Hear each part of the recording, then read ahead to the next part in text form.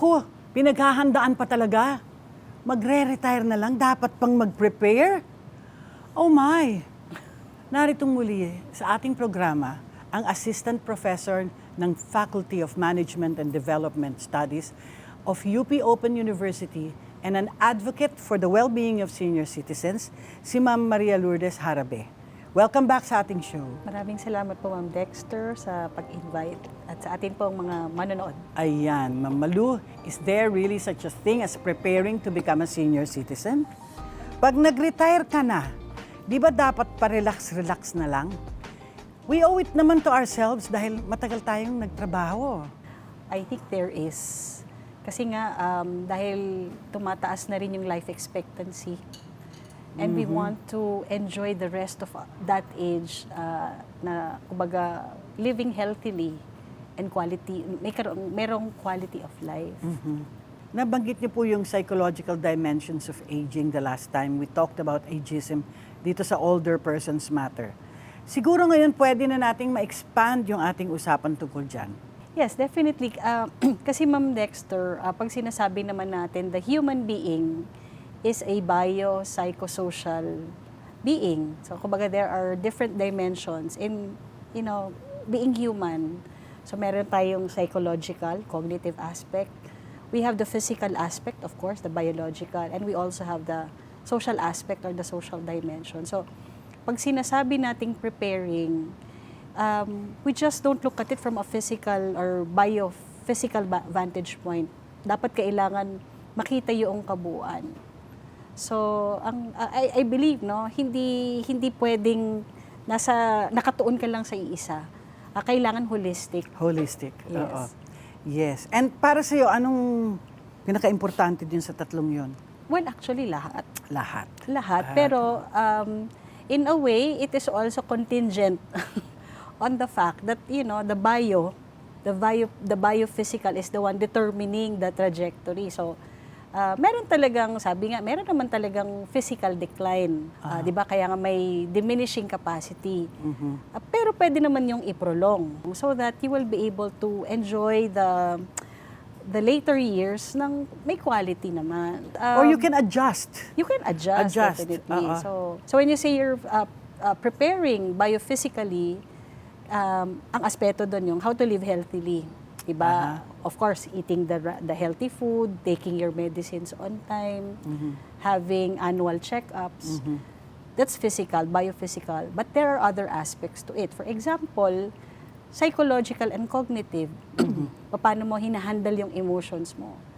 With aging, kasama rin kasi yung emotional aspect. Yung mga dati mong nagagawa na maaring hindi mo na nagagawa. Oo. Adjustment. So you have to prepare yourself psychologically for it. Yeah. And then socially, of course, I remember some conversations I had with colleagues na ito daw kanilang uncle na namatayan ng friend, He suddenly became so lonely. So ayun, so kumbaga may social partners, yung mga partners na nauuna yung partner nila, mamaya sila na rin. Yes. So kumbaga may aspect kasi yung we as human beings, we are very social. So may implication din sa atin yung ganong changes. So I think sa ganitong yugto, kailangan din siyang mai-consider doon sa ating paghahanda. Ano na nga ba yung 5-year plan of action for senior citizens? Meron ka pala nun? Basically, it's from the government naman. I see. Okay. Well, we have to approach it sa isang perspective. Like, when we talk of vulnerable sectors, and one of the vulnerable sectors would be our older persons, hindi mo siya titingnan na from the vantage point of, being vulnerable lang. But rather, we take it from the perspective na meron niyang karapatan. There are human rights that need to be protected and promoted. And so therefore, governments all over the world have to, be, mag-guide. So sa Pilipinas, dahil tayo ay part ng United Nations, signatory yung ating bansa, so therefore, kailangan magpasa siya ng mga batas. Magkaroon siya ng mga programa, magkaroon siya ng mga serbisyo. And just recently, yung ating gobyerno, 23 to 2028, nag-draft ng plan of action.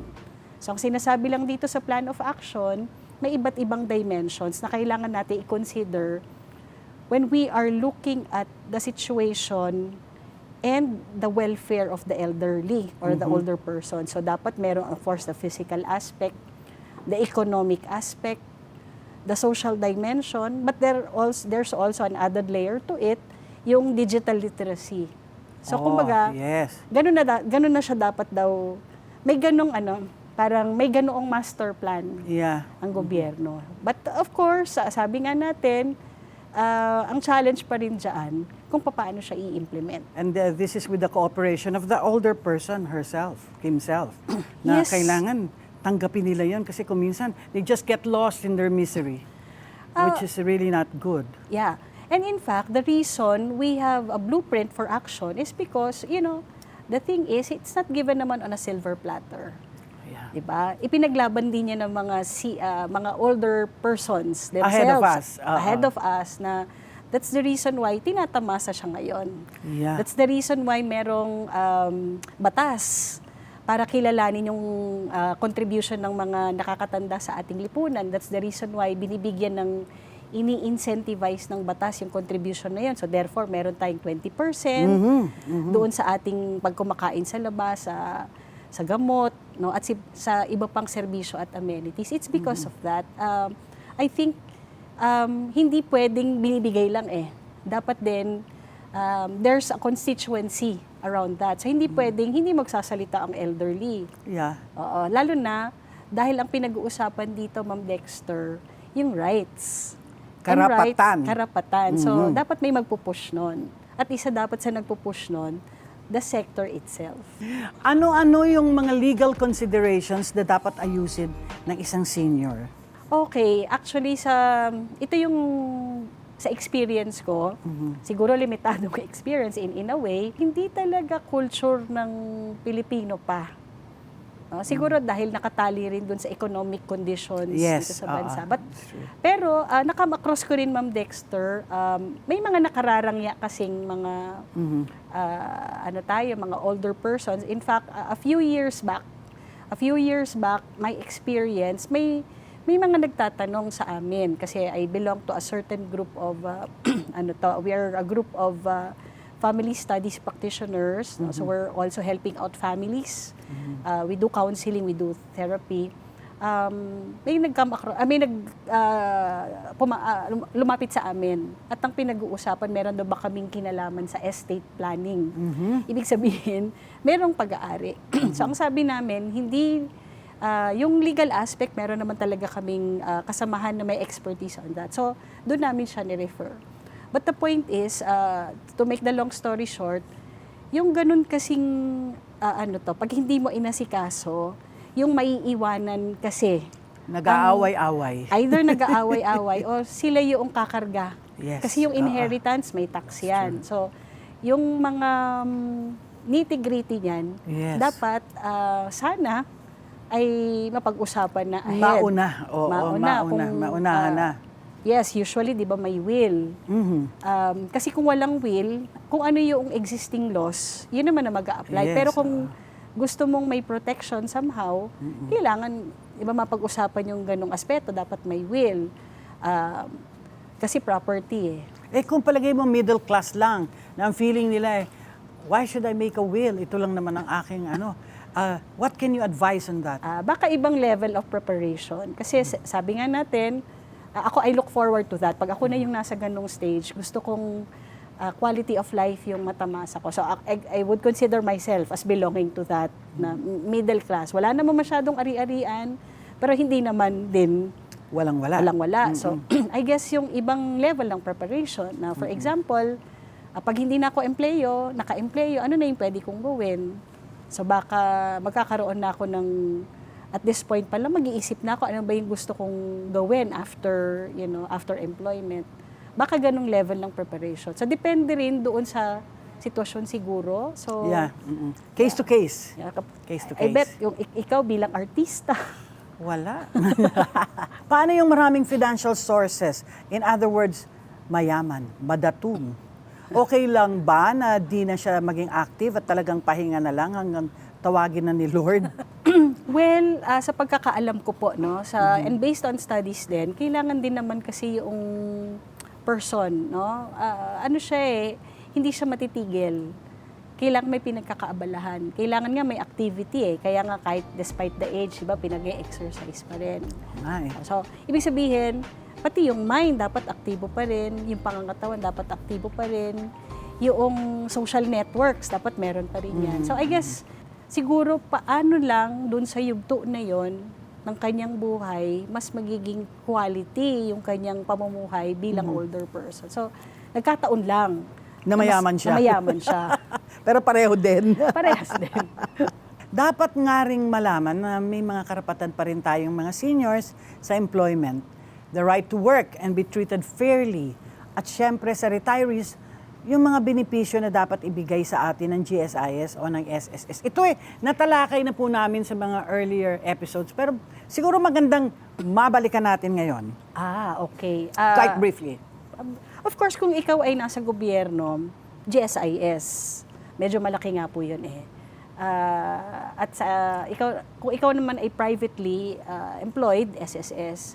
Pero maliban dyan, I know of some practices, for example po, dito sa UP, maliban din doon sa aming paghuhulog sa GSIS, syempre, mandatory nagko-contribute kami at saka yung aming universidad, meron din kaming Provident Fund, ang UP Provident Fund. So, nakakatulong yun and it will help us in our retirement. Ganoon. Yes. So, ito naman po private company, ang sabi nila, sila daw ay nagtayo ng kooperatiba doon sa kanilang place of work na yon. At yung mga members ay karamihan mga employed, di ba? So, in the event na sila ay mag-retire na doon sa kanilang kumpanya, maliban doon sa ibibigay ng SSS, meron din silang naipon. Pero that is an incentive that the owner of the company reserves for that. Yeah. Pero hindi pwedeng ang gobyerno makialam at sabihin, hoy, kayo, alagaan ninyo yung mga empleyado ninyo kahit na medium-sized company lang kayo. I think po dapat ginagawa ng gobyerno. Hindi ba dapat, Dapat. Tingin ko din Oo. So, of course, there are laws. Sabi nga, pwede namang doon ang tungtungan sa batas. But we can go beyond and above that. Ang kailangan po siguro for companies to have that mindset, kailangan din, kumbaga, ma-advocate sa kanila yon. Kailangan maitim sa kanila yun. Kasi hindi naman sila lalago kung hindi nag-contribute. Sa mga taong yan. Yung Yes, mga taong of yun. course. So, I guess, I mean, at saka yun, yung tax incentives.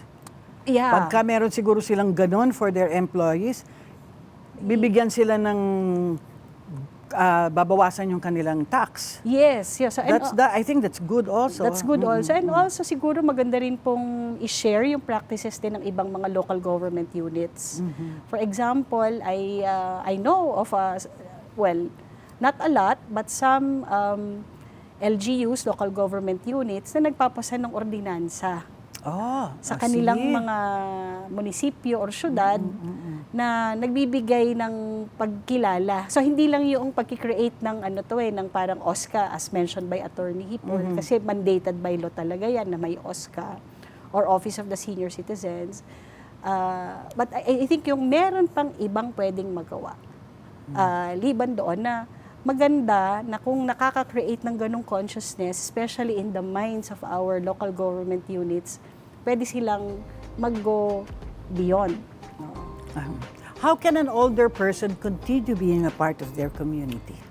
Well, dapat naman hindi lang nung naging older person ka na. So I guess, wag intay yan. So sabihin, we are all citizens here. So I think it is incumbent upon us as social beings that we belong. No? I mean, it's very nice that you have the feeling of a sense of belonging. So I guess that's the bottom line.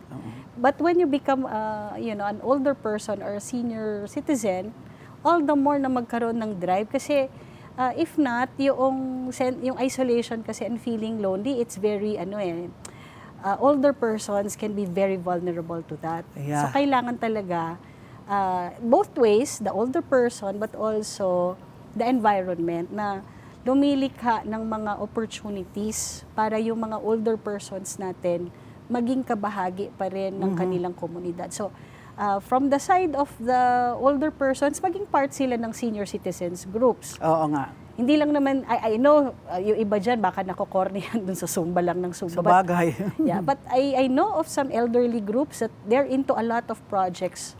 For one, may kilala po akong seniors group dito sa Quezon City na very active sa Local Development Council ng Quezon City. Nagpupush sila, for example, para budget can be extended to local government unit, to the barangays, para daw makapag-implement ng mga proyekto. For the elderly. For the elderly. So, that's just showing na pwedeng maging aktibo. No? Even that's policy level.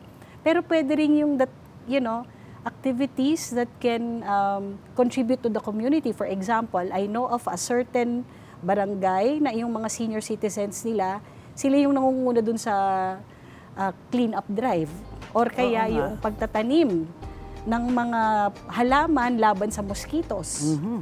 So I guess so pwedeng You have more time more yeah. So hindi ka na busy, I have to go to the office and all these things. yeah. So you just have to be, dapat ay may consciousness din on the part of the elderly to reach out to the community. Yes, it should come from them actually. Also. But of course, the barangay man yan or the community man yan, has to, kumbaga provide the opportunity. Katulad ko, I started in the movies very young. And at my age, I am still very much around. Hindi ba? What else can I do to still be active in my social life? No? That's a question for me. I have actually slowed down. Okay.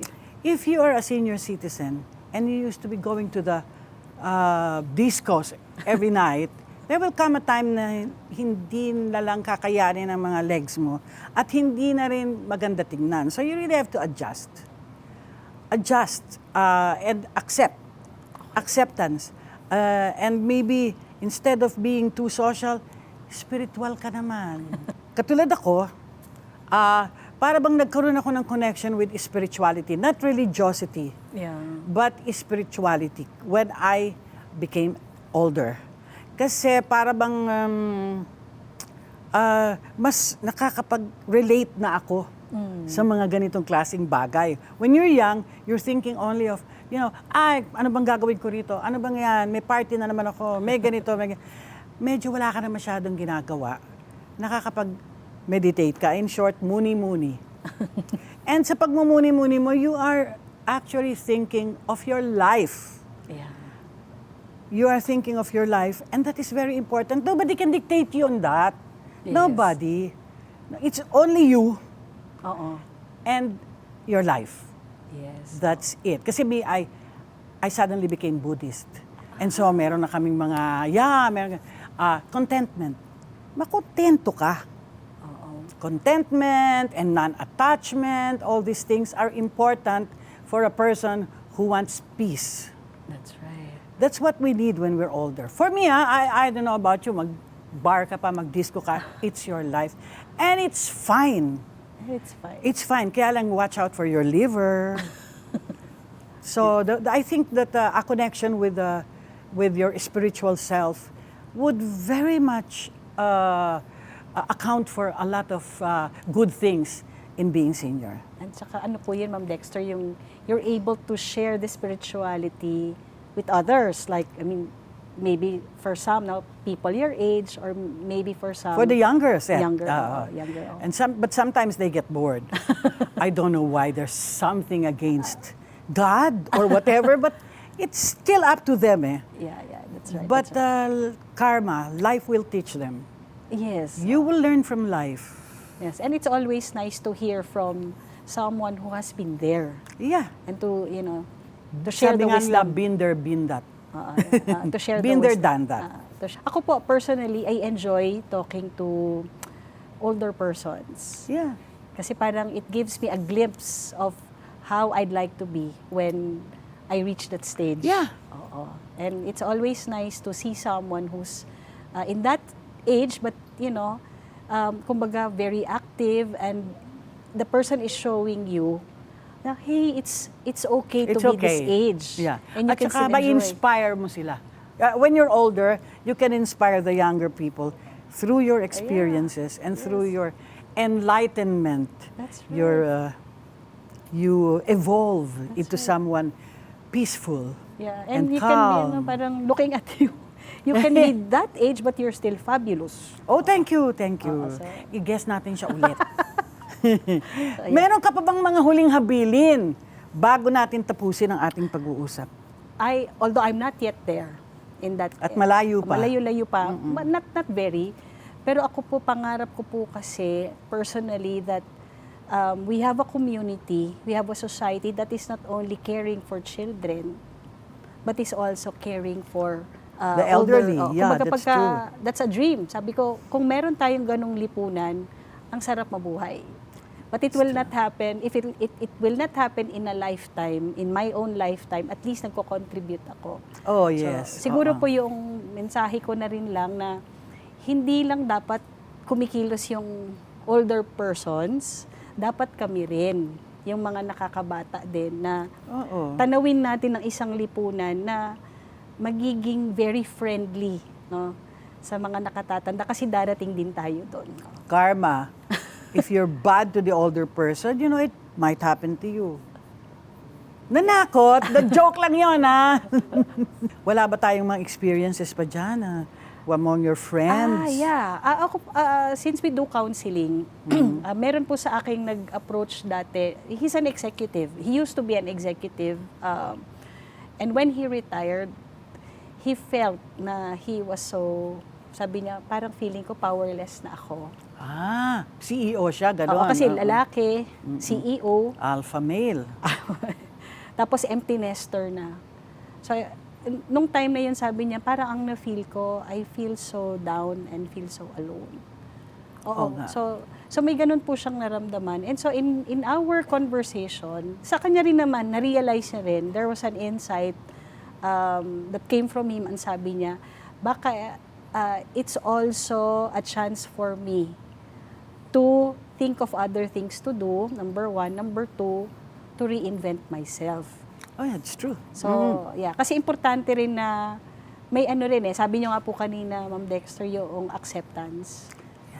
Minsan kasi, it's not easy to do that, especially if you come from a certain position. So, I guess, my experience of that male executive who retired is giving me to have a glimpse also, ano ba yung nangyayari sa mga older men. Kasi ang mas kausap ko ay older women, no? Yung elderly women. Pero ito, sabi ko, ito pala yung nararanasan nila. At dapat din, may nakikinig sa kanila. Kasi we have to realize that when we are born, we are going to die. You cannot say, I will not die. Yeah, that's right. That is impractical. It cannot happen. So what you do within those years, from birth to the time of, the rainbow something, you have to realize how to make your life more productive and how to enjoy your life. Yes. If you enjoy your life will be productive. And don't forget about the senior years. Huwag naman yung puro nung bata ka lang. Yes. Kasi that's only half of your life. The other half, you're kind of old. So, di ba, meron mga shows na katulad nito. Thank you, Senator Legarda. And katulad nila, Ma'am Malu, na talagang tutulungan tayo na maano natin yan, ma-negotiate natin yung mga older years natin na yan. Na for some, they're difficult years, but not really. Right. Well, Ma'am Malu, salamat muli sa pagdulog ninyo dito sa aming programa. At mulat na po ako sa mga dapat malaman ng isang senior. Nakakatawa dahil hindi ka naman pala senior. I am woke. Sabi nga ng mga kabataan ngayon. Alam niyo po, maswerte pa pala tayo sa ibang counterparts natin sa Asia dahil meron tayong senior citizens law. Sila wala ba? God, ano? Di ba? Sana nga ay makarating ang mga mensahe na ibinigay sa atin ng ating programa doon sa lahat ng mga senior citizens na nangangailangan ng impormasyon tungkol sa kanilang welfare at well-being under that law. At doon rin sa mga kasama ng senior sa kanilang mga tahanan, mga anak, mga caregivers, tandaan po natin, being a senior citizen is not the end. We could do our best works yet when we become older, wiser, and more experienced. Parang a catch. Like moi! Moi!